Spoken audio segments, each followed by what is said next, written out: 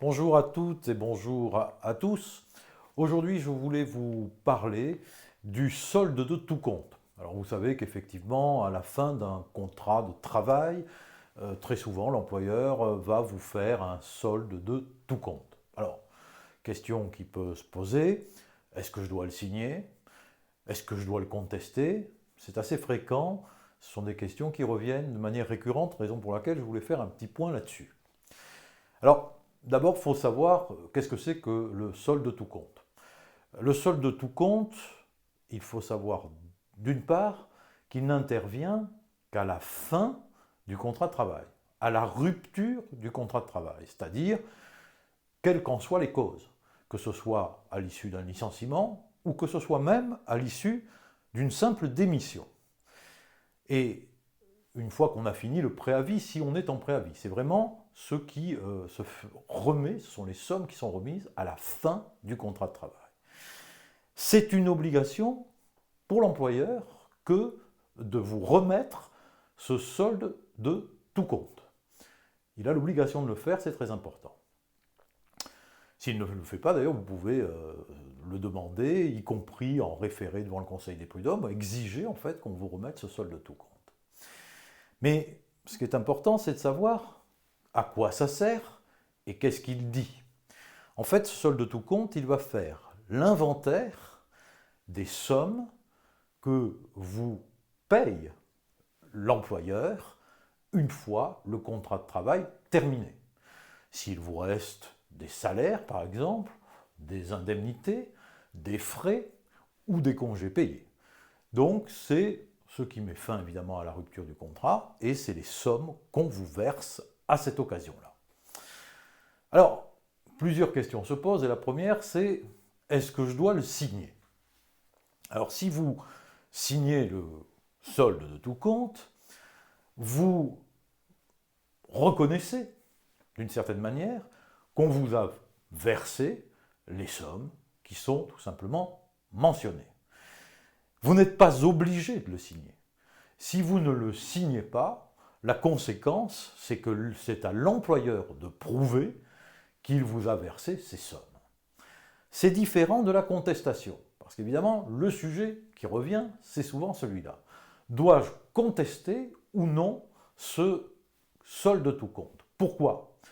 Parce qu'il est dit, et ça a été réactivé, je dirais, depuis la loi de juin 2008, que le solde de tout compte a un effet libératoire pour l'employeur. Autrement dit, si vous ne le contestez pas dans les 6 mois, ça vous interdit de le contester par la suite. Donc on peut se poser la question, dois-je contester ou dois-je pas contester? Ce qui est important de comprendre, c'est que si vous ne contestez pas, il y a un effet libératoire pour l'employeur, mais uniquement des sommes qu'il a mentionnées et inventoriées.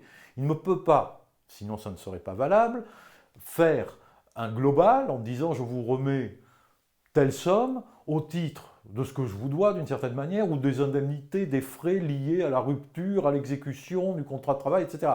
Ça, ce sont des formules trop générales qui ne sont pas recevables. Il faut qu'il détermine très précisément, poste par poste, les lignes comptables en quelque sorte, et ce n'est que s'il a fait ça que le reçu, en quelque sorte, pour solde de tout compte, est recevable. Donc, si vous le contestez, vous ne contestez que les postes qui sont déterminés. On ne peut pas considérer qu'il s'agit d'un global.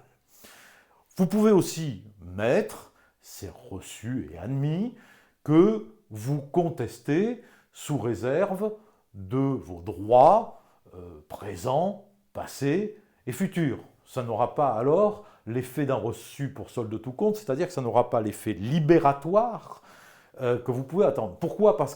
Ou que l'employeur peut attendre. Pourquoi? Parce qu'en fait, vous pouvez ne pas savoir Quand on vous dit par exemple, on vous verse X milliers de francs, d'euros, pardon, je retarde, sur les dommages et intérêts, ou pour des dommages et intérêts, ou pour des indemnités, ou pour des congés payés, vous pouvez, le moment venu, vous dire, mais est-ce que ça correspond à la somme qui m'est due? Et ne pas le savoir. Donc vous pouvez expressément mettre une réserve là-dessus, et ça n'aura pas du coup d'effet libératoire.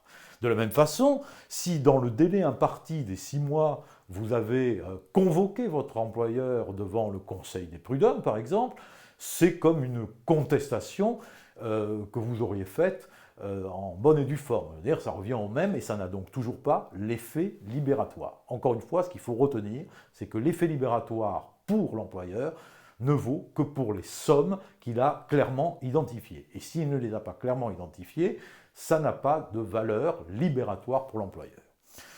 2 autres questions pour en terminer. Comment je conteste et quand?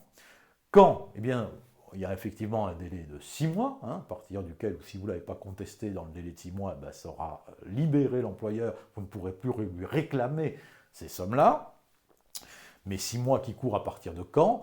À partir de la date qui figure sur le reçu pour solde de tout compte. Donc, vérifiez que c'est la bonne date, parce que vous ne pouvez pas signer un reçu pour solde de tout compte par avance.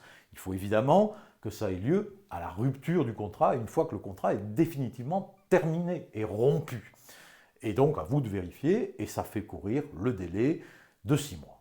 Et comment le contester? Eh bien, évidemment, toujours, il faut se ménager la preuve de cette contestation, raison pour laquelle vous devez le faire par un courrier recommandé avec accusé de réception.